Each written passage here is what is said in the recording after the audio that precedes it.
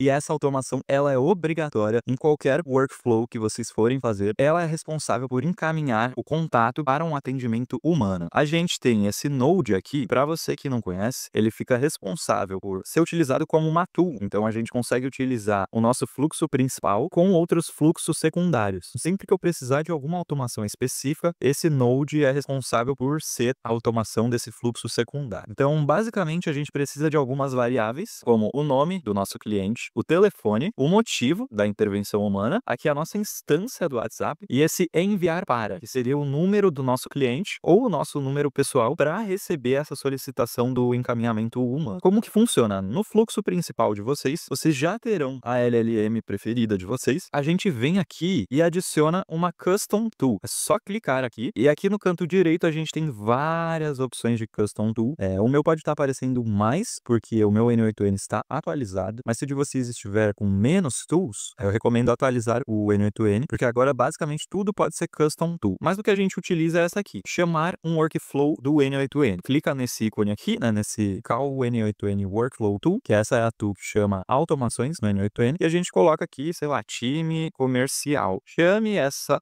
tool sempre que o user solicitar atendimento humano. Meu N8N dá umas travadinhas para digitar, mas isso aí faz parte.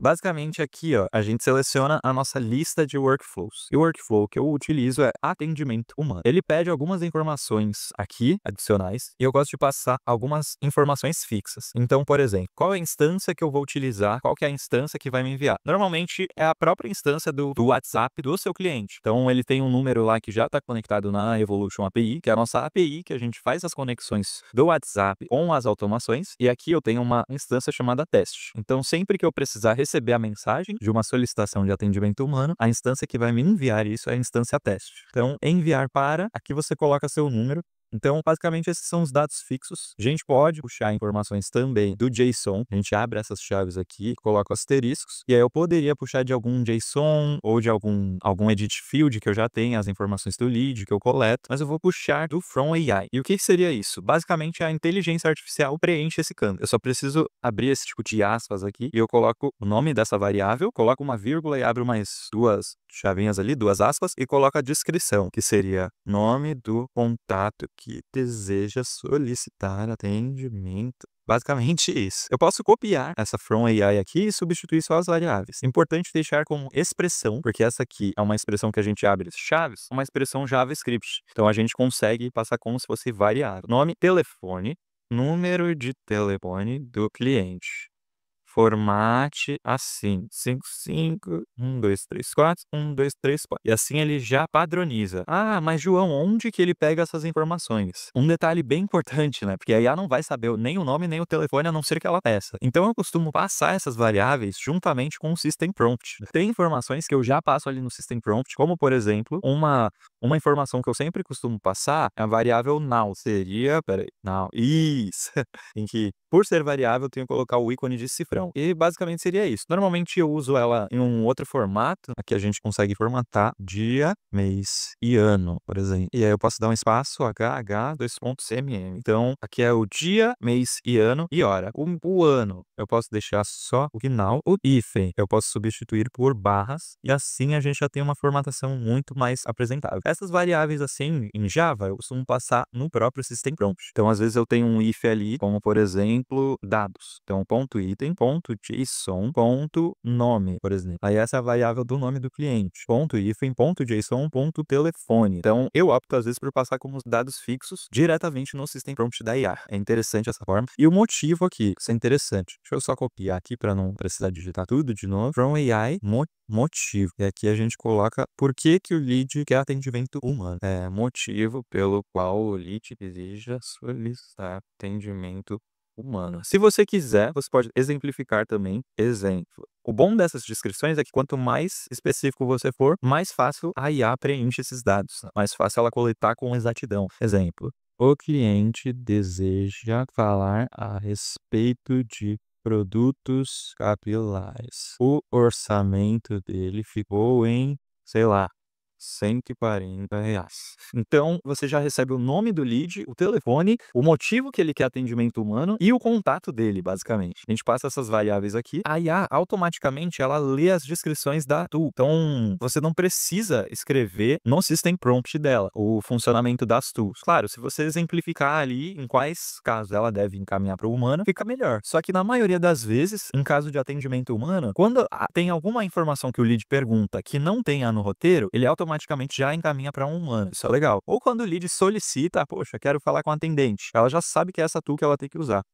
Atendimento humano. Eu gosto de nomear as tools para ficar mais fácil para que eu saiba para que ela serve. Porém, a IA ela não lê essas informações aqui. Então ela não consegue ler o nome do node, né? O nome da tool. É aqui que ela lê o nome aqui. Então, atendimento humano. É aqui que ela identifica para que serve essa tool. E aqui no nosso fluxo, como funciona? Quando é solicitado um atendimento humano, a IA ela encaminha todas essas variáveis, nome, telefone, motivo, instância, enviar para esse fluxo. Eu coleto essas variáveis aqui com um edit field. E por que eu coleto com o edit field ao invés de passar direto nos próximos nodes? Porque quando o seu fluxo tem bastante node, você precisa referenciar qual node você vai pegar essas informações. E se você referencia através do webhook ou do trigger, às vezes ele pode perder informações e às vezes ele não funciona. Então o edit field ele é muito importante para você pegar variáveis e utilizá-las ao decorrer das suas automações. Então aqui é basicamente só para pegar as variáveis. Aqui envia texto. Então aqui, ó, eu envio isso aqui para o meu WhatsApp. Atendimento humano solicitar. Tem essas acentuações que ela fica no formato de code ali, de código, então fica mais visível para ler. Nome, telefone e motivo. Esses asteriscos é para deixar em negrito e simples assim. Eu estou usando o Node da própria Evolution API, que é a nossa API de WhatsApp, para fazer essas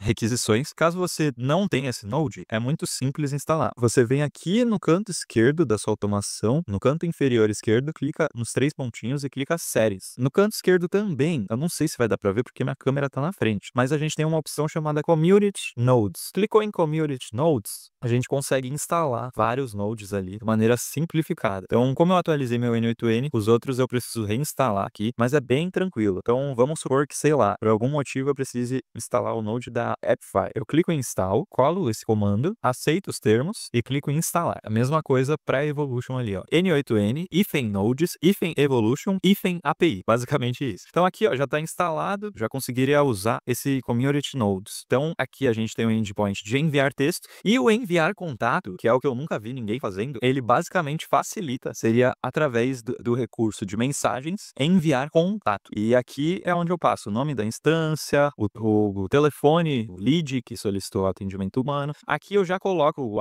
@s.whatsapp.net. É importante frisar isso, porque quando eu estava testando sem isso, ele não enviava o contato para mim no privado. Mas com essa tagzinha aqui, ele funcionou. Então, um adendo aí. Se você quiser esse template dentro do nosso curso de automações, presa automatizada, a gente tem essa automação pronta, fica bem mais facilitada. E aqui a gente passa o nome do lead, o telefone e o número dele formatado. Aqui a gente usa uma expressão porque o número ele vem nesse formato aqui. Mais 55, DDD, o 9, espaço e a numeração e com o hífen. E quando eu passo o número, eu passo ele todo junto, normalmente. Então a gente precisa dessas duas informações. Essa variável aqui, o próprio ChatGPT fez esse código em JavaScript para mim. Então eu só peguei o JSON do telefone, colei no ChatGPT e pedi para ele formatar nesse formato aqui. E aí pronto, já funcionou. Aqui a gente coloca organização. Acho que não são campos que não são obrigatórios. Se o cliente tiver um e-mail, a gente consegue passar o e-mail dele. E se tiver algum site desse cliente, a gente também consegue passar via contato. E aqui é obrigatório. Todas as automações que você cria, ela precisa ter esse response, todas as automações a partir desse sub-workflow, que seria essas automações secundárias que realizam ações no nosso sistema ali primário. Então aqui é para encaminhar a resposta da IA. Às vezes as pessoas esquecem, mas sem esse edit field aqui, response, a IA não sabe se foi executada a automação, então ela não consegue avisar o cliente. Às vezes ela pode executar todos os passos, ó, envia o telefone do contato, solicitou atendimento humano, envia o arquivinho ali de contato, dessa forma que eu mostrei no vídeo, mas às vezes ela não avisa o cliente de tipo, olha, encaminhei seu contato para um atendimento humano, em breve eles vão contactar você. Se não tiver esse edit field aqui, a IA não devolve a resposta para o cliente, ela só realiza, a automação funciona normalmente, mas a IA não sabe se foi concluída, porque esse response é basicamente devolver a resposta para a IA, dizendo que a automação funcionou com sucesso, ou caso dê algum erro aqui em algum node, ele também devolve a resposta para a IA e fala, opa, estou enfrentando problemas técnicos, eletrônicos. Tente novamente em breve, sei lá. Pelo menos o cliente nunca fica sem resposta. E no mais é isso. Deus abençoe a todos vocês e tamo junto.